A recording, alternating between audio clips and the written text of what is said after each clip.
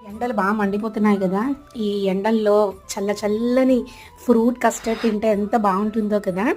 అసలు ఫోన్‌లో గూడా రుచిని ఆస్వాదించి, స్మెల్‌ని ఆస్వాదించే టెక్నిక్ ఉంటే ఇంకా బావుండేది కదా! Welcome back to my channel. ఈరోజు మన ఛానల్‌లో ఫ్రూట్ కస్టర్డ్ ఎలా చేసుకోవాలో చూపిస్తున్నాను. సో, ఫస్ట్ అయితే మనం పాలని మంచిగా మరగబెట్టుకోవాలి. సో, ఈరోజు నేను వెనిలా కస్టర్డ్ పౌడర్ తీసుకున్నాను. అందులో కొంచెం పాలు వేసుకొని లంప్స్ లేకుండా కలుపుకున్న తర్వాత, పాలు కాగిన తర్వాత మనం అందులో వేసుకొని బాగా కలుపుతూ ఉండాలి. అస్సలు పక్కకు వెళ్ళకండి.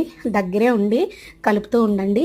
అది కొంచెం థిక్ అయిన తర్వాత షుగర్ అండ్ మిల్క్ మేడ్ వేసుకోండి.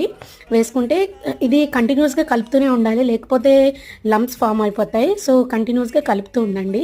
సో ఇది పక్కన పెట్టేస్తే ఫ్రిడ్జ్లో పెట్టేసుకోవచ్చు యాక్చువల్లీ.